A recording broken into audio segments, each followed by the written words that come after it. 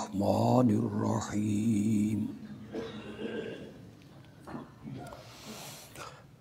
وَلَهُ مَنْ فِي السَّمَاوَاتِ وَالْأَرْضِ وَمَنْ عِنْدَهُ لَا يَسْتَكْبِرُونَ عَنْ عِبَادَتِهِ وَلَا يَسْتَحْسِرُونَ يُسَبِّحُونَ اللَّيْلَ وَالنَّهَارَ لَا يَفْتُرُونَ أَمِ اتَّخَذُوا آلِهَةً مِّنَ الْأَرْضِ هُمْ يُنشِرُونَ لَوْ كَانَ فِيهِمَا آلِهَةٌ إِلَّا اللَّهُ لَفَسَدَتَا فَسُبْحَانَ اللَّهِ رَبِّ الْعَرْشِ عَمَّا يَصِفُونَ لَا يُسْأَلُ عَمَّا يَفْعَلُ وَهُمْ يُسْأَلُونَ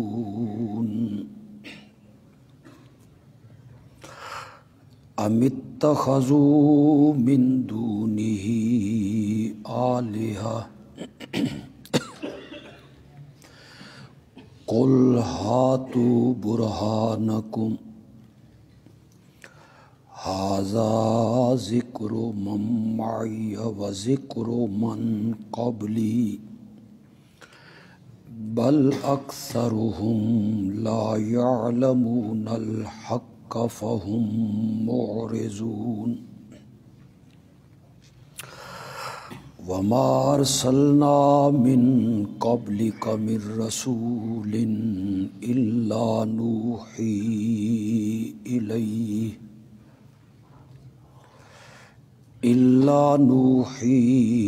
إِلَيْهِ أَنَّهُ لَا إِلَٰهَ إِلَّا أَنَا فَاعْبُدُونِ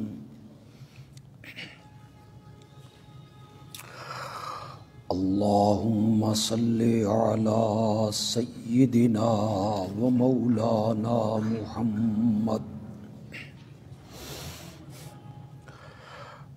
وعلى آل سيدنا ومولانا محمد وبارك وسلم ثم صل عليه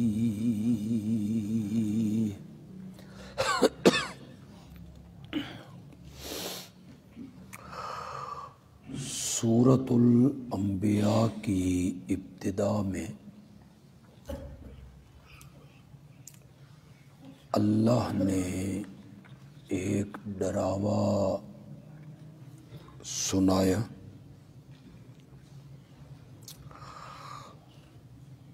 تاکہ لوگ میرے عذاب سے ڈریں اور میرے نبی کی دعوت کو قبول کر لیں۔ دوسری آیت میں اللہ نے مشرکین اور کفار کے رویے پر ایک شکوہ بیان کیا کہ ہماری آیات کو غور سے سننے کی بجائے وہ غافل دل سے کھیل اور تماشا سمجھتے ہوئے اسے سنتے ہیں۔ آیت نمبر 3 میں اللہ نے ان کے ایک قول کا ذکر کیا کہ وہ آپس میں چھپ چھپ کے باتیں کرتے ہیں، حل ھذا الا بشر مثلکم، کہ یہ جو مدعی نبوت ہے یہ تم جیسا انسان ہے، آدمی ہے، بشری لوازمات اسے لاحق ہیں، تو یہ نبی اور پیغمبر کیسے ہو سکتا ہے؟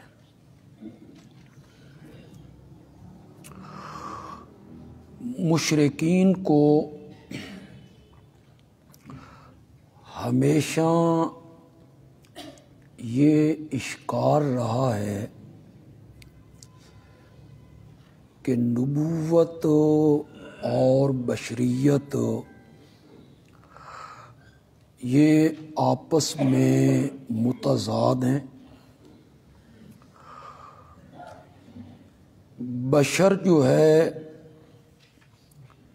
یہ نبوت کے منصب پر فائز نہیں ہو سکتا۔ فرق صرف اتنا ہے کہ انبیاء کے زمانے کے جو مشرکین تھے وہ بشر مانتے تھے کہ یہ مدعی نبوت بشر ہے، اس لیے یہ نبی نہیں ہو سکتا۔ اور آج کے جو مبتدعین ہیں وہ نبی مانتے ہیں اور بشر کا انکار کرتے ہیں۔ ذہنیت ایک ہی ہے کہ بشر نبی نہیں ہو سکتا، اور اللہ نے سورۃ آل عمران کی آیت نمبر 79 میں بڑی وضاحت کے ساتھ فرمایا، ما کان لبشر ان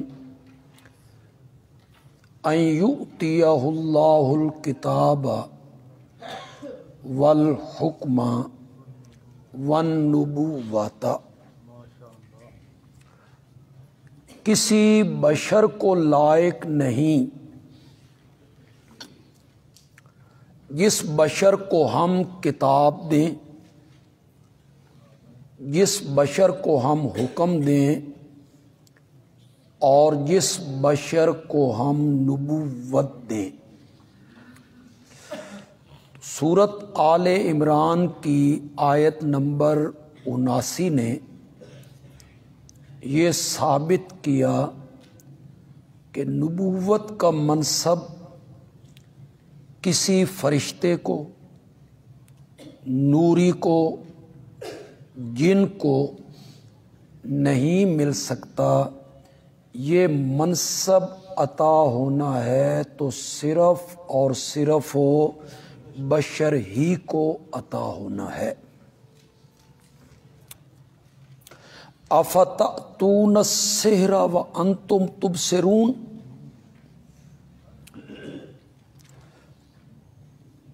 مشرکین کلمہ پڑھنے والوں سے کہتے کہ یہ تو جادو ہے، اور تم جادو پر دیکھتے بوجھتے ایمان لے آئے ہو۔ مشرکین جو تھے نا وہ نبی اکرم صلی اللہ علیہ وسلم کے متعلق مختلف قسم کی باتیں کیا کرتے تھے۔ کبھی کہتے یہ جادو ہے، کبھی کہتے ہیں یہ شعر و شاعری ہے، کبھی کہتے اس نے خود گھاڑ لیا ہے، یہ پہلے لوگوں کی کہانیاں ہیں۔ اب یہاں انہوں نے کہا فتأتون السحر، یہ تو جادو ہے، تم دیکھتے بوجھتے اس پر ایمان لے آئے ہو۔ آگے آیت نمبر 5 پہ آئیں، بل قالوا اضغاث احلام، بلکہ یہ پراگندہ خواب ہیں، اڑتے خواب ہیں، بل افتراہ، بلکہ اس نے یہ باتیں اللہ پر گھاڑ لی ہیں، افترا کیا ہے۔ بل ہوا شاعر، نہیں یہ تو کیا ہے، شاعر ہے۔ کبھی جادو کہا، کبھی اسے پراگندہ خوابوں سے تعبیر کیا، کبھی کہا یہ افترا کرتا ہے، بہتان باندھتا ہے، گھڑ لیتا ہے، کبھی کہا کہ نہیں یہ ساری شعر و شاعری ہے اور یہ ایک شاعر ہے۔ فَلْيَأْتِنَا بِآیَةٍ کما ارسل الاولون، یہ ہمارے پاس کوئی ایسی نشانی کیوں نہیں لاتا جس طرح کی نشانیاں دیکھ کر پہلے نبی بھیجے گئے تھے۔ حضرت موسیٰ کی لاٹھی سانپ بنتی تھی، حضرت عیسیٰ مادرزاد نابیناؤں کو بینا کر دیا کرتے تھے، مٹی کے پرندے بنا کے انہیں سچ مچ کے پرندے بنا دیا کرتے تھے۔ جس طرح کے معجزے پہلے نبیوں کو ملے، اس طرح کا کوئی معجزہ، کوئی نشانی یہ کیوں نہیں لاتا؟ آیت سے مراد یہاں معجزہ ہے۔ قرآن نے کسی جگہ معجزے کا نام نہیں لیا، حدیث میں بھی معجزے کا نام نہیں۔ قرآن حدیث آیت کہتا ہے، آیت نشانی۔ یہ جو ہمارے علماء متکلمین ہیں، عقائد کے علماء، انہوں نے اسے معجزے کا نام دیا، بایمانہ کہ نبی کے ہاتھ پر ایسی چیز کا صادر ہو جانا جس چیز کے دکھانے سے باقی مخلوق کیا آ جائے، عاجز آ جائے۔ تو قرآن اس کو آیت کہتا ہے، جس کا معنی ہم نشانی، مراد ہم معجزہ لیتے ہیں۔ جس طرح پہلے نبیوں کو معجزے دیے گئے، اس طرح کا معجزہ یہ کیوں پیش نہیں کرتا؟ اللہ نے اب اس کا جواب دیا، اور جواب بھی بہت خوبصورت دیا۔ اللہ نے فرمایا ما آمنت قبلہم من قریۃ اہلکناہا افہم یؤمنون، جن نبیوں کی یہ بات کرتے ہیں کہ انہیں جس قسم کی نشانیاں دی گئیں، اونٹنی پہاڑ سے برآمد ہو گئی، جن انبیاء کی یہ بات کرتے ہیں کہ انہیں معجزے عطا ہوئے تو اس طرح کا معجزہ اس نبی کو بھی ملنا چاہیے، پھر ان انبیاء نے جب معجزہ دکھایا تھا تو اس کی قوم نے اس کو مان لیا تھا، ایمان لے آئے تھے۔ ما آمنت قبلہم من قریۃ اہلکناہا، جن بستیوں کو ہم نے برباد کر دیا تھا وہ ایمان نہیں لائے، افہم یؤمنون، تو یہ ایمان لائیں گے؟ یہ جو مطالبہ کر رہے ہیں کہ ہمیں اگر معجزہ دکھا دیا جائے تو ہم مان جائیں گے، انہوں نے نہیں مانا۔ انہیں منہ مانگا معجزہ دکھا بھی دیا جائے تو انہوں نے بھی تسلیم نہیں کرنا۔ وما ارسلنا قبلک الا رجالا نوحی الیہم، یہ ان کے پہلے اعتراض کا جواب ہے جی۔ اعتراض کیا تھا؟ یہ بشر ہے، یہ انسان ہے، اس کو لوازمات ہیں جیسے ہمیں لوازمات ہیں، بھوک لگتی ہے، پیاس ستاتی ہے، شادی کرتا ہے، بال بچے ہیں، سفر کرتا ہے، تھک جاتا ہے، بیمار ہوتا ہے، سو جاتا ہے، اٹھتا ہے، بازار میں آتا ہے، یہ سارے بشری تقاضے اسے لائق ہیں، تو یہ نبی کیسے ہو سکتا ہے؟ اللہ نے اس کا جواب دیا، ہم نے آپ سے پہلے جتنے نبی بھیجے تھے وہ سارے کے سارے مرد ہی تھے، اور یہ مذکر مؤنث کی جو تفریق ہے یہ نوریوں میں تو نہیں ہے نا، فرشتوں میں بھی کوئی مذکر مؤنث کی تخصیص ہے کہ فلاں فرشتہ مرد ہے اور فلاں فرشتہ عورت ہے، تو یہ مرد اور عورت، مذکر اور مؤنث، یہ جو تفریق ہے یہ بشر میں ہے، انسان میں ہے۔ ہم نے آپ سے پہلے جتنے نبی بھیجے تھے وہ سارے مرد تھے، نوحی الیہم، ہم ان کی طرف وحی کیا کرتے تھے، فاسألوا اہل الذکر ان کنتم لا تعلمون، اگر تم نہیں جانتے ہو نا، ان پڑھ ہو، تمہارے پاس کوئی آسمانی کتاب نہیں ہے، تمہارے پاس کوئی آسمانی ہدایت نہیں ہے، تم ان پڑھ ہو تو اہل علم سے پوچھ لیا کرو۔ فاسألوا اہل الذکر، اہل ذکر سے مراد اہل علم ہے، اور یہاں مراد اہل کتاب ہیں، جن کے پاس تورات تھی، جن کے پاس انجیل تھی۔ اللہ نے فرمایا ان سے پوچھ لو کہ جتنے انبیاء ہم نے بھیجے تھے وہ فرشتوں میں سے، نوریوں میں سے تھے یا وہ انسانوں میں سے تھے۔ فاسألوا اہل الذکر ان کنتم لا تعلمون۔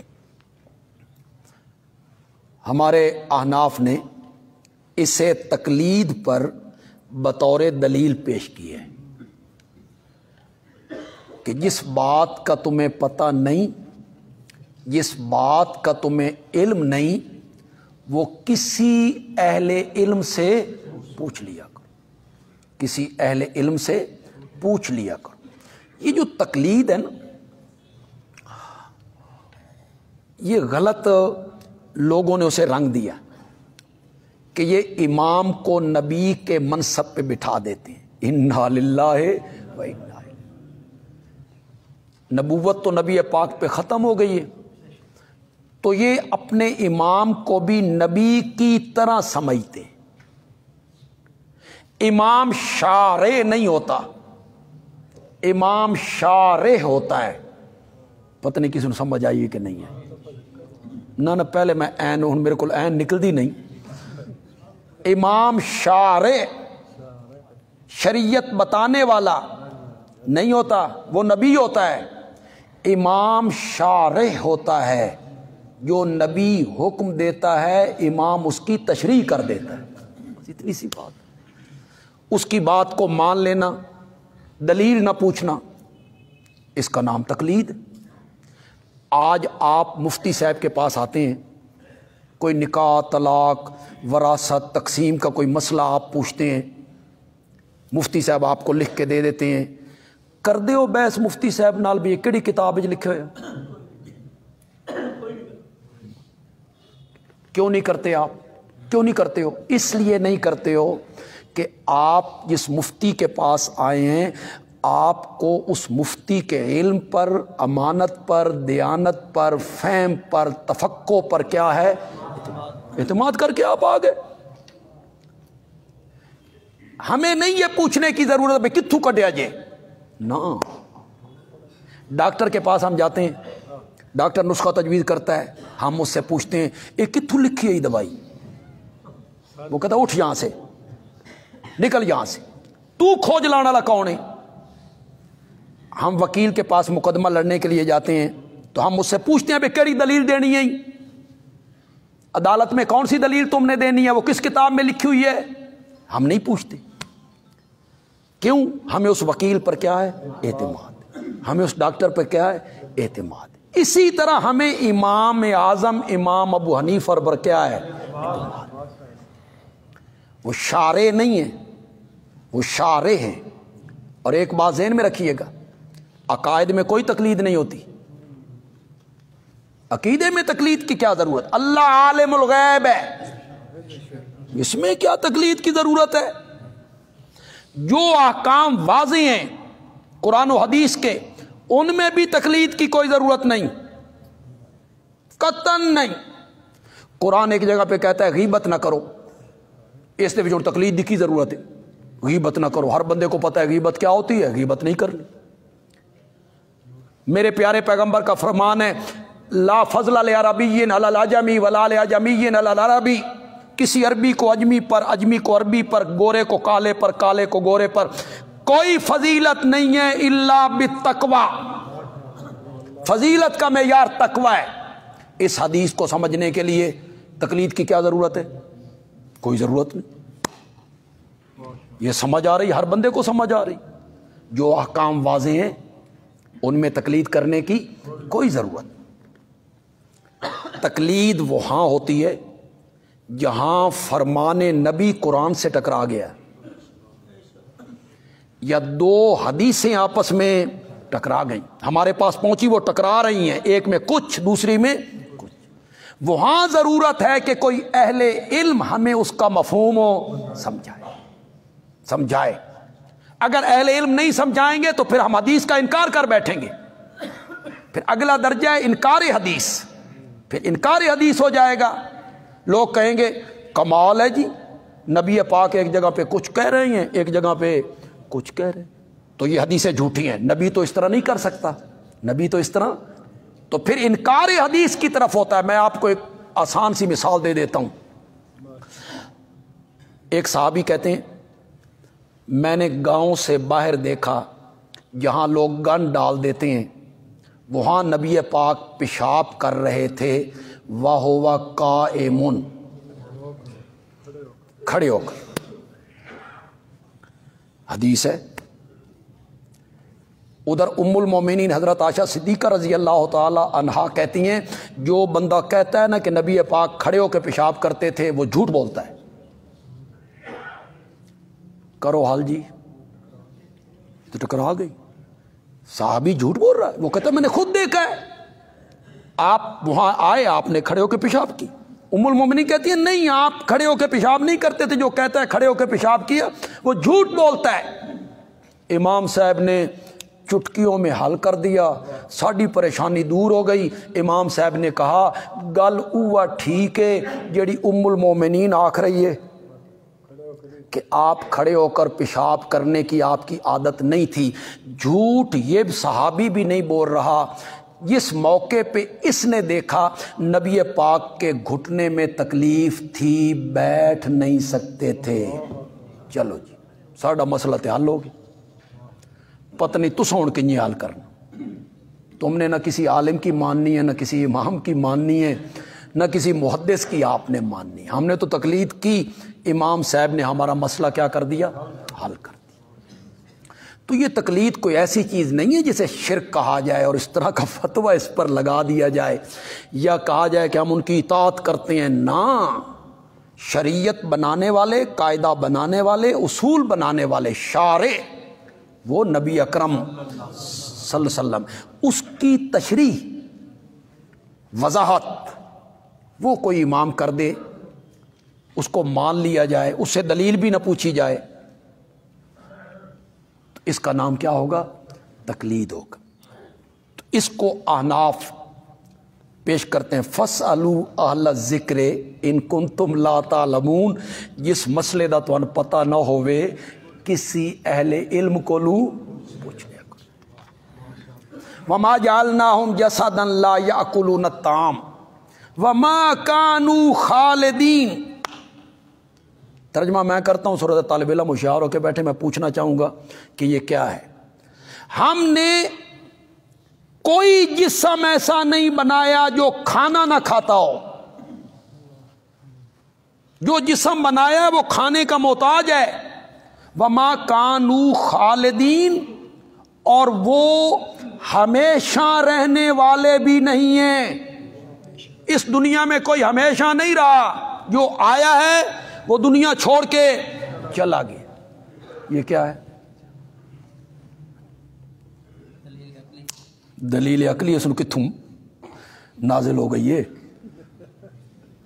دلیل عقلی. یہ مشرکین کے دو شبہات کے جواب ہیں. مشرکین کہا کرتے تھے یہ کیسا رسول ہے جو کھانا کھاتا ہے. یہ سورۃ فرقان میں غالباً کہاں سورۃ فرقان. مشرکین کا یہ اعتراض تھا یہ کیسا نبی ہے جو کھانے کا محتاج ہے، کھانا کھاتا ہے پھر تجارت کے لیے بازار آ جاتا ہے. اللہ نے فرمایا ہم نے کوئی جسم ایسا نہیں بنایا جو کھانا نہ کھاتا ہو. پہلے نبی بھی کھانا. ان کا دوسرا شبہ یہ تھا اس پر موت آ جائے گی، یہ چلا جائے گا دنیا سے. اللہ نے اس شبے کا جواب دیا اس دنیا میں ہمیشہ رہنے کے لیے کوئی نہیں آیا. جو پہلے نبی تھے وہ بھی ہمیشہ نہیں رہے، وہ چلے گئے تو انہوں نے بھی ایک دن چلے جانا. ثم صدقناہم الوعدہ، پھر نبیوں سے جو ہم نے وعدے کیے تھے نا وہ ہم نے پورے کر دیے. فانجیناہم، ہم نے نبیوں کو بھی بچا لیا. ومن نشاء، اور جس جس کو ہم نے چاہا انہیں بھی ہم نے بچا لیا. وَأَهْلَكْنَا الْمُسْرِفِينَ، اور حد سے نکلنے والے مشرکین کو ہم نے تباہی کے گھاٹ اتار دیا. لَقَدْ أَنزَلْنَا إِلَيْكُمْ كِتَابًا فِيهِ ذِكْرُكُمْ. اس طرح کی جو آیتیں ہوتی ہیں جس میں قرآن کا ذکر ہو، یہاں بھی قرآن کا ذکر ہے نا. ہم نے اتاری تمہاری طرف کتاباً، ایک کتاب. تو اس طرح کی آیتیں دراصل ترغیب ہوتی ہیں. لوگوں کو اللہ ترغیب دیتے ہیں کہ میں نے اتنی عظیم الشان کتاب اتاری ہے، تم اس کی طرف توجہ ہی نہیں کر رہے. یہ ترغیب دے رہے ہیں ہم نے تمہاری طرف اتاری ایک کتاب فیہ ذکرکم، اے ذکر دینکم، جس میں تمہارے دین کا کیا ہے؟ تذکرہ ہے. ذکر احکام شرعکم، تمہاری شریعت کے جو احکام ہیں، اصول ہیں، شریعت کے احکام ہیں، ان کا اس قرآن میں ذکر ہے. افلا تعقلون، عقل کیوں نہیں کرتے ہو؟ اتنا نہیں سمجھتے ہو کہ ہم نے تم پر احسان کیا ہے کہ قرآن جیسی کتاب ہم نے تمہیں عطا کر دی ہے.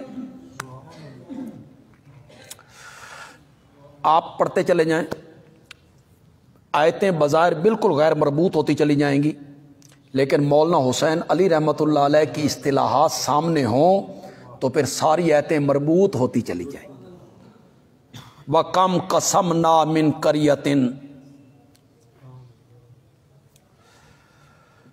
کتنی ہلاک کر دی ہم نے بستیاں. کانت ظالمتن، جن بستیوں کے رہنے والے لوگ بڑے ظالم تھے، ہمارے نبیوں کا مذاق اور تمسخر اڑایا، ان کی دعوت کو قبول نہ کیا، ہم نے انہیں جڑ سے اکھاڑ دیا. کتنی بستیاں تھیں؟ قوم عاد، قوم سمود، قوم مدین، قوم لوط، کتنی بستیوں کو ہم نے جڑ سے اکھاڑ دیا جنہوں نے شرک کیا اور ہمارے نبیوں کے مقابلے میں آئے. وَأَنشَأْنَا بَعْدَهَا قَوْمًا آخَرِينَ، اور اس کے بعد ہم نے اور لوگوں کو وہاں پہ آباد کر دیا. یہ اللہ ڈراوا سناتے ہیں، اس کو کیا کہیں گے؟ تخویف. اللہ تعالیٰ مشرکین مکہ سے کہنا چاہتے ہیں تم سے پہلے بڑی بستیاں تھیں، لوگ تھے، انہوں نے ہماری وحدانیت کا انکار کیا اور ہمارے انبیاء کا مقابلہ کیا، ہم نے انہیں ہلاک کر دیا تھا. اگر تم بھی میرے آخری نبی کو نہیں مانو گے تو تمہارے ساتھ بھی یہ سلوک ہو کرے. اللہ کہتے ہیں فلما احسوا باسنا، اب اس عذاب کی شدت کا ذکر کرنے لگے ہیں جی، وہ جو پہلی قوموں پہ عذاب آیا. فلما احسوا، پھر جب انہوں نے محسوس کیا، باسنا ہمارے عذاب کو، یعنی بادل آئے، ہوا چلی، پانی آیا، بستی کو اٹھایا جانے لگا. اذا ہم منہا یرکضون، لگے وہاں سے کھسکنے، بھاگنے لگے. محسوس کیا نا کہ عذاب آ گیا ہے، تو پھر اس بستی کو چھوڑ کر دکانیں، مکان، باغ لگے بھاگنے. ہم نے کہا لا ترکضو، بھاگو نہیں. ارجعوا الی ما اترفتم فیہ، یہ آرام و آسائش کی ساری چیزیں چھوڑ کے کہاں بھاگ رہے ہو؟ یہ تمہارے مکان ہیں، باغات ہیں، زیور ہیں، تمہارے حیوان ہیں، جانور ہیں، یہ عیش و آرام کی ساری چیزیں، نعمتیں چھوڑ کے کہاں بھاگ رہے ہو؟ وَمَسَاكِنِكُمْ، تمہارے مکان ہیں، مکان چھوڑ کے بھاگ رہے ہو. لَعَلَّكُمْ تُسْأَلُونَ، ٹھہرو، حال میں تواڈے کول کچھ پوچھنا بھی ہے، تم سے ہم نے سوال بھی کرنا ہے. ٹھہرو، بھاگے کہاں جا رہے ہو؟ سوال یہی ہو سکتا تھا، کہاں ہے وہ؟ تم کہتے تھے کہ ان کی سفارش رد نہیں ہوتی، وہ کام کروا دیتے ہیں، رب سے چھڑا دیتے ہیں، رب سے منوا لیتے ہیں. کہاں ہے وہ؟ بلاؤ نا ان کو. قالو، تو اس وقت وہ کہنے لگے یا ویلنا، ہائے ہماری کم بختی، انا کننا ظالمین، یقیناً ہم ہی تھے. لیکن اس وقت کا یہ اقرار بھی کام نہ آیا، اور اس وقت کا یہ ایمان بھی کام. فما زالت تلک دعواہم، ہمیشہ ان کی یہی پکار رہی، کیا؟ انا کننا ظالمین، یہی بولتے گئے، انا کننا ظالمین، انا کننا، ہمیشہ ان کی پکار یہی رہی. حتی جعلناہم حصیدا، یہاں تک کہ ہم نے انہیں کر دیا کٹے ہوئے ڈھیر کی طرح. خامدین، بجھے ہوئے انگارے کی طرح. جس طرح انگارہ پہلے دہکتا ہے، پہلے دہک رہے تھے، ہماری سرداری، ہماری چودراہٹ، پھر ہم نے اس انگارے کو بجھا کے رکھ دیا. پہلے وہ پھول پھل رہے تھے جس طرح کھیتیاں پھولتی پھلتی ہیں، پھر ہم نے انہیں کٹے ہوئے ڈھیر کی طرح کر دیا. وما خلقنا السماء والارض وما بینہما لاعبین. اے آئی نے ہن دلیل عقلی، ڈراوا سنانے کے بعد اللہ نے اپنی وحدانیت پر عقلی دلیل پیش کی. ہم نے زمین و آسمان کو اور جو کچھ زمین و آسمان کے درمیان ہے، اس کو ہم نے کھیل تماشے کے لیے نہیں بنایا کہ یہ کوئی کھیل ہے، کوئی تماشا ہے. لو اردنا ان نتخذ لہوا، اگر ہم چاہتے نا کہ ہم اسے کھیل تماشا بنائیں، لاتخذناہ من لدنا، تو ہم اسے اپنی طرف سے بنا لیتے، تمہیں خبر بھی نہ ہونے دیتے. ہم اسے اپنے پاس رکھ لیتے اور اس کی تمہیں خبر بھی نہ ہونے دیتے. اگر ہم نے یہ کرنا ہوتا تو ہم اپنے پاس کر لیتے، ہمیں روکنے والا کون تھا؟ بل نقذف بالحق علی الباطل. آیا جی مقصد کائنات. ہم نے یہ کائنات کھیل تماشا بنائے، ہم نے یہ زمین آسمان، جو کوئی زمین و آسمان کے درمیان ہے، اسے ہنسی مخول تمسخر کھیل تماشا اس لیے بنائے نہیں، بلکہ ہم پھینکتے ہیں، ہم غالب کرتے ہیں حق کو باطل پر. فَيَدْمَغُهُ، وہ حق باطل دا بھیجا کڈ چھڑدا، سر توڑ دیتا ہے۔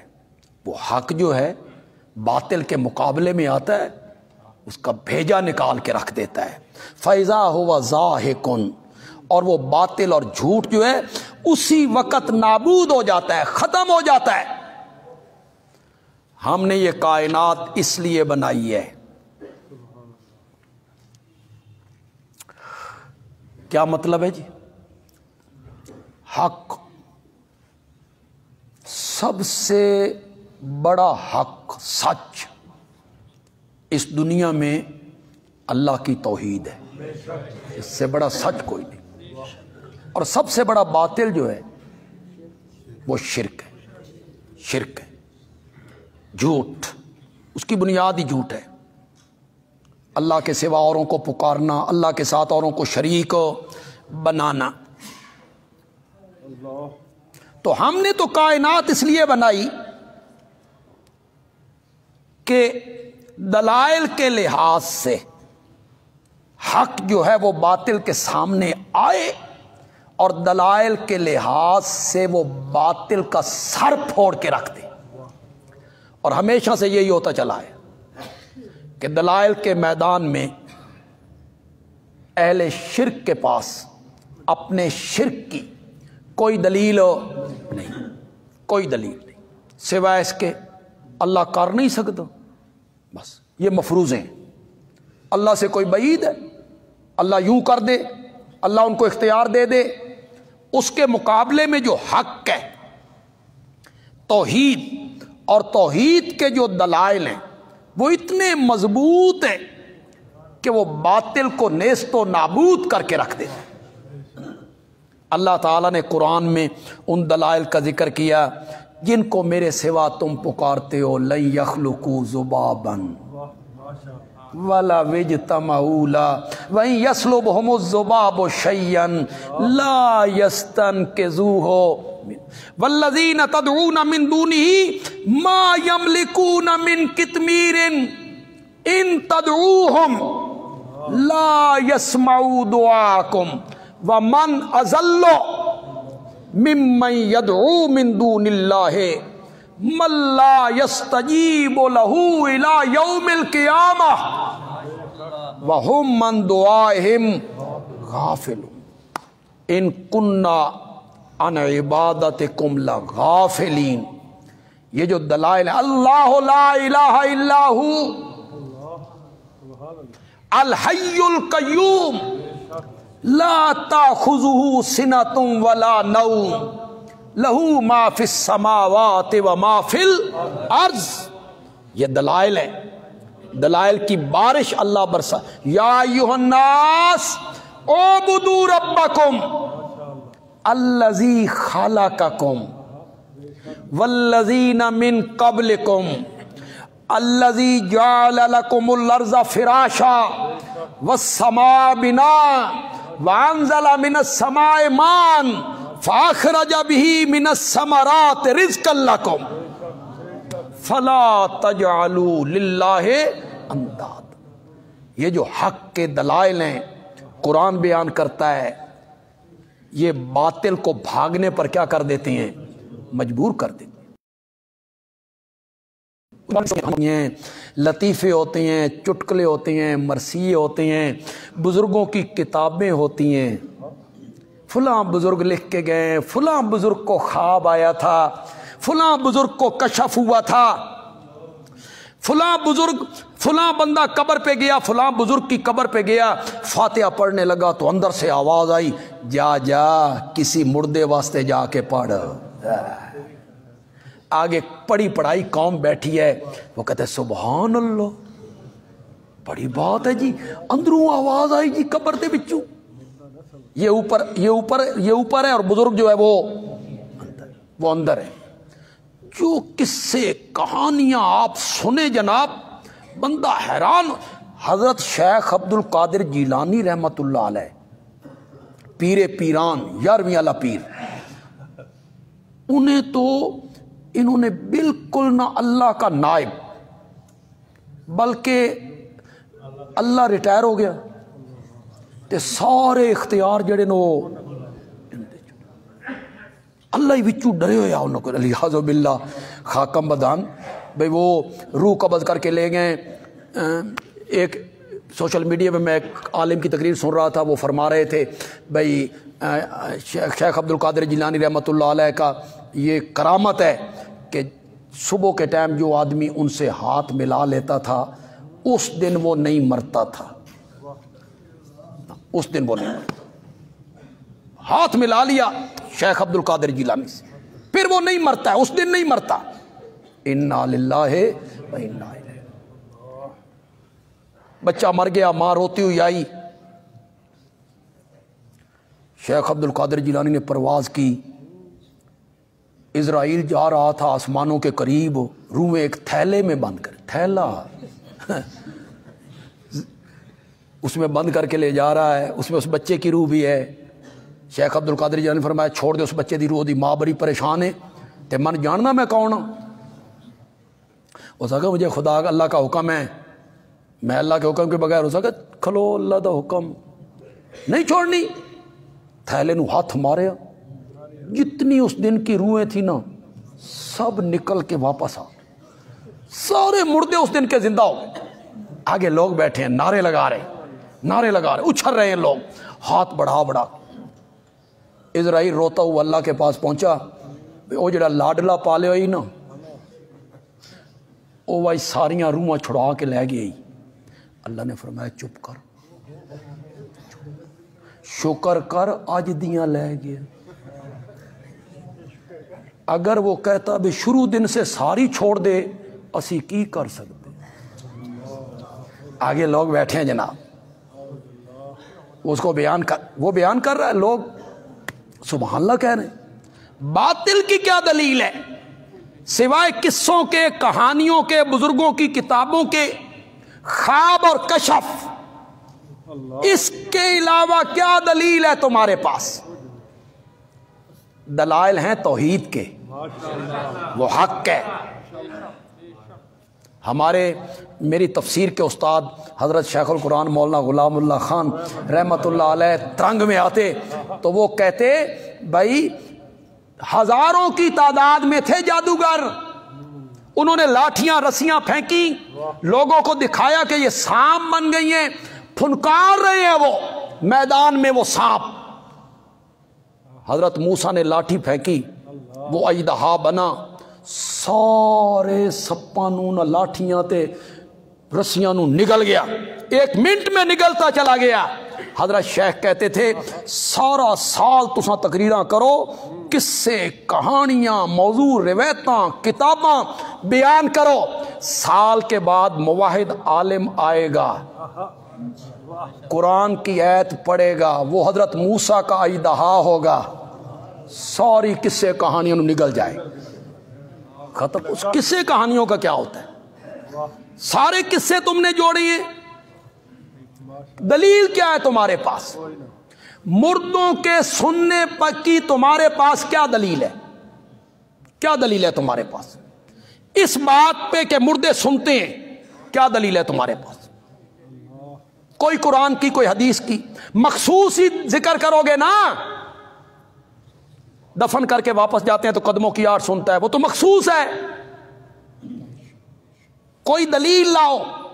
ہر آواز جو قبر کے اوپر دی جائے وہ مرنے والا اس کو سنتا ہے, کوئی دلیل لاؤ. تمہارے پاس کوئی نہیں. ادھر سے جب حق آئے گا وہ دلیل پیش کرے گا, انک لا تسمع الموتى وما انت بمسمع من فی القبور. میرے پیغمبر قبروں میں پڑے ہوں کو آپ نہیں سنا سکتے.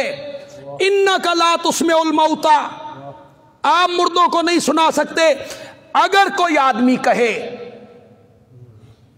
کہ یہاں سنانے کی نفی ہے, سننے کی نفی نہیں ہے, میں اس سے کہوں گا اے جھگڑا ساڈے نال نہ کر, اے جھگڑا کرنا ہی نہ ام المومنین سیدہ عائشہ صدیقہ نال جا کے کر. یہ آیت سب سے پہلے انہوں نے پیش کی تھی, بلکہ ان سے پہلے بھی حضرت عمر نے پیش کی تھی. حضرت عمر نے پیش کی تھی سب سے پہلے یہ آیت, مردوں کے نہ سننے پر۔ پھر حضرت عائشہ نے جب یہ بیان کیا اور حدیث کی تعویل کی، کسی ایک صحابی نے نہیں کہا ماں جی جڑیاں آیتاں تساں پڑھ دیاں پہ ہو اس میں سننے کی نفی تو نہیں ہے، سنانے کی نفی ہو رہی ہے۔ کسی ایک صحابی نے بھی یہ بات نہیں کہی۔ یہ اسے کہتے ہیں اجماع سکوتی، ہمارے طالب علم نے اصول شاشی میں ہی پڑھا ہوگا، اجماع سکوتی، ایک صحابی بات کرے دوسرے صحابہ اس پہ خاموش ہو جائیں، اسے کہتے ہیں اجماع سکوتی، اسے تواتر کا درجہ حاصل ہے، اسے تواتر کا درجہ حاصل ہو جاتا ہے۔ یہ ہمارے اصول فقہ کی کتابوں میں یہ بات لکھی ہوئی ہے، اور میں نے اپنا رسالہ جو ہے سماع موتا کیا مردے سنتے ہیں، اس میں میں نے بڑی تفصیلی گفتگو کی ہے اس پر۔ تو جب حق آتا ہے دلائل لاتا ہے وہ باطل دا بھیجا کٹ چھٹ دماغ پھوڑ دیتا ہے۔ وَلَهُ مَنْ فِي السَّمَاوَاتِ وَالْأَرْضِ، یہ بھی عقلی دلیل ہے، یہ بھی عقلی دلیل ہے، اسی کا ہے، وَلَهُ اسی کا ہے، جو کوئی آسمانوں میں ہے وہ بھی اسی کا ہے، والارض، اور جو کوئی زمین میں ہے وہ بھی اسی کا ہے، اسی کا۔ علامہ آلوسی اپنی تفسیر رول معانی میں یہاں لکھتے ہیں خاصتاً وَلَهُ خاصتاً خلقاً و ملکاً و تدبیراً و اختیاراً و احیاءً و اماتتاً، ہر لحاظ سے اسی کا ہے۔ کیا مطلب؟ پیدا کرنے کے اعتبار سے اسی کا ہے، تدبیر کے اعتبار سے اسی کا ہے، ملک کے اعتبار سے اسی کا ہے، زندہ کرنے کے اعتبار سے اسی کا ہے، موت دینے کے اعتبار سے، ہر لحاظ سے زمین و آسمان کی ہر چیز اسی کی ملکیت ہے۔ وَلَهُ اسی کا ہے، جو کچھ آسمانوں میں ہے، جو وَمَنْ عِنْدَهُ، اور جو مخلوق اس کے پاس رہتی ہے، یعنی فرشتے، لا یستکبرون عن عبادتہ، وہ اس کی عبادت سے تکبر نہیں کرتے، اور وہ اس کی عبادت کر کے کبھی اکتاتے بھی نہیں، اکتا جائیں تھک جائیں۔ یسبحون اللیل والنہار، دن رات اسی کی تسبیح پڑھتی ہیں۔ لا یفترون، تھکتے نہیں ہیں، اکتاتے نہیں ہیں کہ چھوڑ جائیں اس کی تسبیح پڑھنی۔ ام اتخذوا آلہۃ، کتنی سادہ سی بات اللہ کرتے ہیں جی، لیکن اس کی گہرائی میں ذرا آپ جائیں نا جی، ذرا دیکھیں جی۔ ام اتخذوا آلہۃ من الارض، کیا تم نے زمین والوں میں سے کوئی اور معبود بنا لیے؟ انبیاء، اولیاء، اتقیاء، اصفیاء، کیا تم نے زمین والوں میں سے معبود بنا لیے؟ ہم ینشرون، کیا وہ مرنے کے بعد دوبارہ زندہ کر سکتی ہیں؟ کیسی دلیل دی؟ جن کو تم نے معبود بنایا ہے ان میں یہ طاقت ہے کہ وہ تم میں روح پھونک دیں، یا میں تمہیں تباہ کروں اور وہ تمہیں زندہ کر دیں، یا قیامت کے دن تمہیں زندہ کریں؟ کیا تمہارے معبود اور الہوں کی یہ طاقت ہے؟ اللہ بتانا چاہتے ہیں اوے لوگو، معبود اور الہ وہ ہوتا ہے جو زندگی بخش دیتا ہے، اور وہ میری ذات ہے۔ لو کان فیہما آلہہ، اگر اس زمین و آسمان میں کوئی اور معبود ہوتے الا اللہ، اللہ کے علاوہ، لفسدتا، تو زمین و آسمان برباد ہو جاتے، درم برم ہو جاتے۔ اگر یہاں کوئی اور معبود ہوتا نا میرے سوا، تو پھر یہ زمین و آسمان درم برم ہو جاتے، برباد ہو جاتے۔ وہ معبود آپس میں لڑتے، ایک کہتا بارش برسانی ہے، دوسرا کہتا ہے ابھی نہیں برسانی، ایک معبود کہتا ہے اسے اولاد دینی ہے، دوسرا کہتا نہیں دینی، وہ آپس میں جھگڑتے لڑتے اپنی اپنی مرضی کرتے تو یہ زمین و آسمان برباد ہو جاتے۔ ایک مملکت کے دو بادشاہ نہیں ہوتے،